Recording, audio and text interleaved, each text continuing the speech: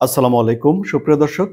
মার্কিন president Donald Trump এবং রাশিয়ার প্রেসিডেন্ট ভ্লাদিমির পুতিনের মধ্যে টেলিফোনে যে আলাপ হয়েছে, এই আলাপের মধ্য দিয়ে কূটনৈতিকভাবে কে বিজয়ী হয়েছেন, পুতিন নাকি ডোনাল্ড ট্রাম্প? এটি একটি প্রশ্ন। আবার ধরুন, কোণঠাসা অবস্থায় কিয়েভের ত্রাণকর্তা হিসেবে তার সামনে দাঁড়ানো ডোনাল্ড ট্রাম্পের জন্য বেশি লাভজনক, নাকি পুতিনের সঙ্গে সম্পর্ক বিনির্মাণ করে আমেরিকার স্বার্থ রক্ষা করা বেশি লাভজনক? কোনটি ডোনাল্ড ট্রাম্পের কাছে গুরুত্বপূর্ণ মনে হতে পারে? এটিও আরেকটি প্রশ্ন।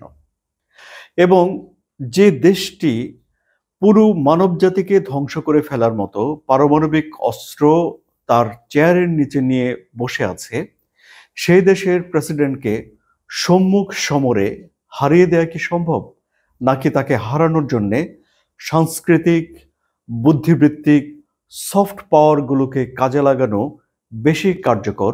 এটি একটি প্রশ্ন। এত সব প্রশ্নের মিশেল নিয়েই এখন আলাপ আলোচনা হচ্ছে বিশ্লেষক মহলে, যে তাহলে পুতিন ট্রাম্প আলোচনার ফলাফল কি দাঁড়ালো। খালি চোখে আমরা একটি বিষয় দেখতে পেয়েছি, সেটি হলো যে ভ্লাদিমির পুতিন ডোনাল্ড ট্রাম্পের 30 দিনের যুদ্ধবিরতির যে প্রস্তাব, সেই প্রস্তাবটিকে তিনি না করে দিয়েছেন। আবার যে ডোনাল্ড ট্রাম্প কিছুদিন আগেও সামাজিক যোগাযোগ মাধ্যমে লিখেছিলেন যে তিনি রাশিয়ার মানুষজনকে ভালোবাসেন, কিন্তু যদি একটা যুদ্ধ শেষের দিকে বা যুদ্ধ শেষ করার জন্য যদি রাশিয়া চুক্তি না করে, ভ্লাদিমির পুতিন যদি চুক্তি না করেন, তাহলে রাশিয়ার উপরে আরও স্যাংশন আরোপ করা হতে পারে, ট্যারিফ আরোপ করা হতে পারে, ইত্যাদি সাজামূলক ব্যবস্থা নেওয়া হতে পারে বলে ডোনাল্ড ট্রাম্প লিখেছিলেন। কিন্তু এই আলাপ আলোচনার মধ্য দিয়ে ভ্লাদিমির পুতিন সরাসরি সিজফায়ারে যেতে অস্বীকৃতি জানিয়েছেন, কিন্তু ডোনাল্ড ট্রাম্প রেগে যাননি বা কোনো রকম শাস্তিমূলক ব্যবস্থা নেওয়ার কথা বলেননি। বরং উল্টো হোয়াইট হাউসের তরফ থেকে বলা হয়েছে যে একটা দারুণ আলাপ আলোচনা হয়েছে দুই দেশের প্রেসিডেন্টের মধ্যে, এবং ডোনাল্ড ট্রাম্প এই আলাপ আলোচনার প্রশংসা করছেন। তাহলে বিষয়টি একটু ভিন্ন রকম মনে হচ্ছে না? এখানে অবশ্যই পুতিনের যে কূটনীতি বা ডিপ্লোমেসি, সেটিকে প্রশংসা করতে হয়। কিন্তু সবচেয়ে বড় বিষয় হলো যে আসলে প্রশংসা করতে হবে দুজনকেই। কারণ পুতিন এবং ট্রাম্প তারা যে আলাপ আলোচনাগুলো করছেন, সেই আলাপ আলোচনাগুলো বাস্তবতার উপরে ভিত্তি করেই এই আলোচনা এগিয়ে নিয়ে যাচ্ছেন, এবং এর ফলে এখন সত্যি সত্যি রাশিয়া ইউক্রেন যুদ্ধ বন্ধ হতে পারে বলে একটা ভালো সম্ভাবনা দেখা দিয়েছে। এর পেছনে কারণ একটাই, সেটি হলো যে দুই পক্ষের নেতাই বাস্তবতার আলোকে সিদ্ধান্তগুলো নিতে চাচ্ছেন। এই যেমন ধরুন, বাস্তবতার আলোকে কেন বললাম, এখন চাইলেই কি ভ্লাদিমির পুতিন এই যুদ্ধ বিরতিতে চলে যেতে পারেন বা যুদ্ধটা বন্ধ করে ফেলতে পারেন? আপনারা জানেন যে ভ্লাদিমির পুতিনের উপরে ইন্টারন্যাশনাল ক্রিমিনাল কোর্ট বা আইসিসির একটা গ্রেফতারি পরোয়ানা রয়েছে, এবং এই যুদ্ধের পর যদি হিসাব নিকাশ টানা হয় এবং ভ্লাদিমির পুতিনকে যদি যুদ্ধ অপরাধী হিসেবে চিহ্নিত করা হয়, তাহলে বিষয়টি কি দাঁড়ায়? সুতরাং এই চিন্তাটা নিশ্চয়ই ভ্লাদিমির পুতিনের মাথায় রয়েছে। সুতরাং তিনি এমনভাবে এই যুদ্ধ শেষ করতে চাইবেন যে যুদ্ধ শেষ হওয়ার পর সবার কাছে মনে হবে যে ইউক্রেনে আক্রমণ করাটা জাস্টিফাইড ছিল, ন্যায়সঙ্গত ছিল রাশিয়ার পক্ষে। রাশিয়া কোনো রকম যুদ্ধ অপরাধ করেনি, এই বিষয়টি পুতিন প্রতিষ্ঠিত করতে চাইবেন।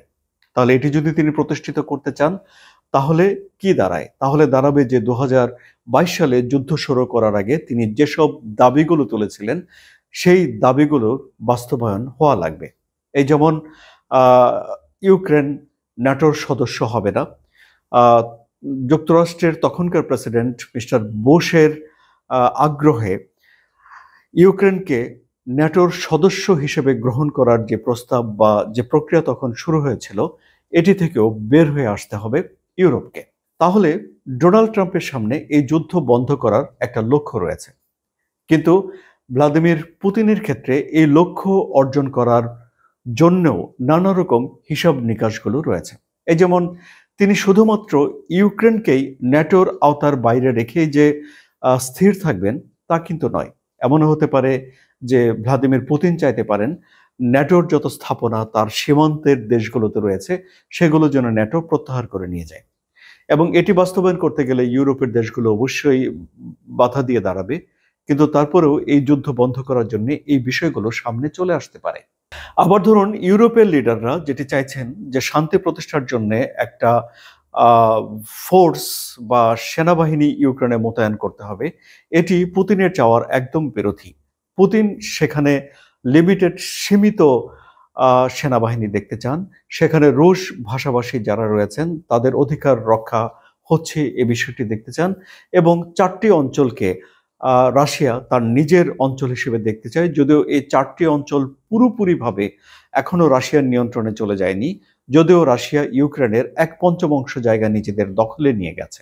এখন আমরা দেখতে পেয়েছি যে যুক্তরাষ্ট্রের সহযোগিতা না পাওয়ার ভয়ে হোক কিংবা সামর্থ্য না থাকার কারণেই হোক, জেলেনস্কি যুক্তরাষ্ট্রের কথার সঙ্গে সুর মিলিয়ে দিয়েছেন এবং যুক্তরাষ্ট্র বলছে যে 30 দিনের একটা সিজফায়ার হতে পারে। জেলেনস্কি বলেছে তারা সেই কথায় সম্মত, কিন্তু ভ্লাদিমির পুতিন এক কথায় সম্মত হয়নি, কিন্তু আবার একেবারে যে যুদ্ধ বন্ধ করার আলাপ আলোচনা বন্ধ করে দিয়েছে তাও নয়, বরং ভ্লাদিমির পুতিন 30 দিনের জন্য জ্বালানি অবকাঠামোয় হামলা করা থেকে তার দেশকে বিরত রাখবে। অর্থাৎ তিনি একটা বার্তা দিয়েছেন যে ইউক্রেনের সঙ্গে রাশিয়ার শত্রুতা কিছুটা কমছে, তিনি বন্দি বিনিময় করার জন্য সম্মত হয়েছেন, তাতে করেও আরেকটি বার্তা যায় যে শত্রুতা কিছুটা কমছে, এবং এর মধ্য দিয়ে সামনে আরো আলাপ আলোচনা, এই আলাপ আলোচনাগুলোর মধ্য দিয়ে হয়তো এই যুদ্ধটা বন্ধ হয়ে যাবে। কিন্তু ততদিনে এই যে ভ্লাদিমির পুতিনের যে স্বপ্ন রাশিয়াকে আবারও পরাশক্তি হিসেবে বিশ্বে পরিচয় করে দেয়া, সেই কাজটি হয়তো তিনি করে ফেলবেন। এবং বলা যায় না যে ডোনাল্ড ট্রাম্প পুতিনের এই স্বপ্ন বাস্তবায়নে সহায়তা করতে পারেন, কারণ ডোনাল্ড ট্রাম্প নিজেও একই ধরনের একটা স্বপ্ন দেখেন যে আমেরিকাকে আবারও মহান করে তোলা এবং আমেরিকা ফার্স্ট পলিসি, এই মনোভাবের সঙ্গে পুতিনের মনোভাব মিলে যায়। সুতরাং ডোনাল্ড ট্রাম্প হয়তো এই চিন্তাভাবনা থেকে পুতিনকে সহায়তা করতেও পারে। সুতরাং সুপ্রিয় দর্শক, এই দুজনের ফোন আলাপের মধ্য দিয়ে এখনো পর্যন্ত পুতিন এগিয়ে রয়েছে, এ কথা আমরা বলতেই পারি। সামনের দিনগুলোতে কি হয় সেটি এখন দেখার বিষয়। আপনাদের কি মনে হচ্ছে সুপ্রিয় দর্শক, আগামী দিনগুলোতে এই যুদ্ধ বন্ধের গতিপথ কোন দিকে যেতে পারে? কমেন্টে জানান। আলোচনা যদি ভালো লাগে তাহলে সাবস্ক্রাইব করে সঙ্গে থাকুন। ধন্যবাদ সবাইকে।